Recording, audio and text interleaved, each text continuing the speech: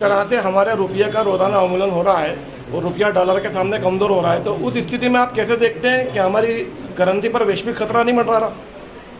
देखिए, विश्व में जिस प्रकार से कोरोना का वज्राघात हुआ, उसके कारण हमारे देश की अर्थव्यवस्था भी चरमराई थी। उसको ट्रैक पे लाने का पूरा प्रयास नरेंद्र मोदी जी की सरकार के द्वारा किया गया।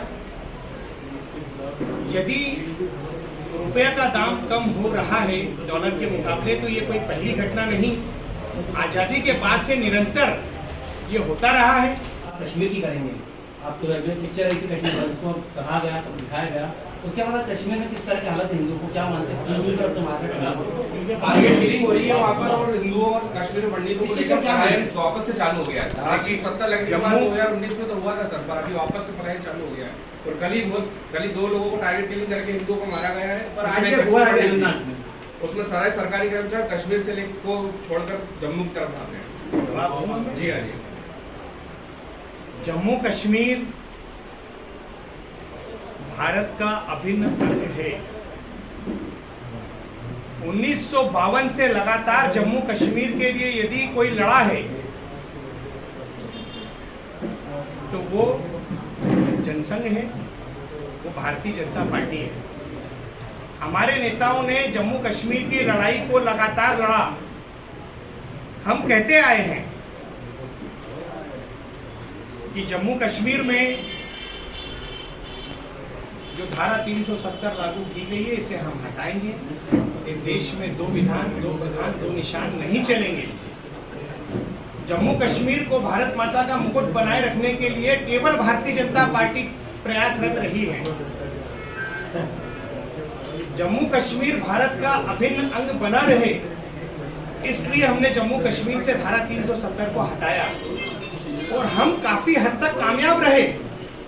मगर हमारा ये निर्णय गलत है, इसको साबित करने के लिए भी इस देश में कई नकारात्मक ताकतें काम कर रही हैं, जो ये बताना चाहती है कि धारा 370 का जो निर्णय नरेंद्र मोदी जी की सरकार में लिया गया है गलत है। ऐसा बताने के लिए एक ऐसा इकोसिस्टम तैयार किया गया है कि हर घटना को एक बड़ी घटना बताकर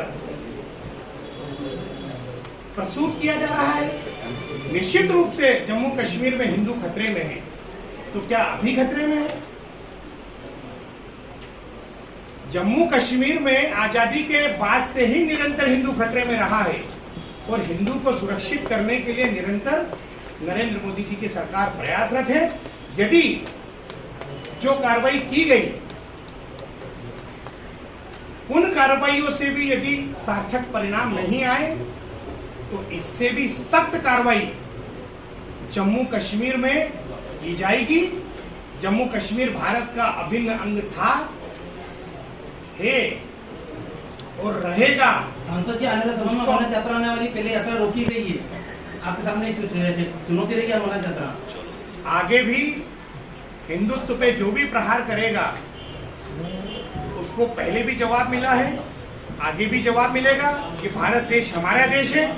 इस देश में यदि कोई नुकसान होता है तो हमारा नुकसान होगा, इसलिए जो भी कार्रवाई की जाएगी पूरा सोच समझ के की जाएगी, क्योंकि हम हमारे देश को आगे बढ़ाने के साथ साथ हम ये नहीं चाहते कि हमारे देश का किसी प्रकार का नुकसान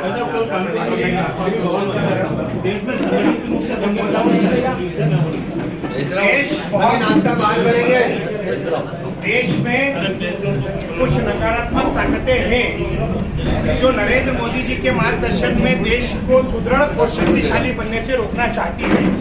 ये केवल कानपुर की बात नहीं, ये हर प्रदेश में, हर शहर में इस प्रकार का षड्यंत्र हो रहा है कि किसी भी तरह से दंगे के माध्यम से दंगे करवाकर देश में नरेंद्र मोदी जी की सरकार को बदनाम किया जाए।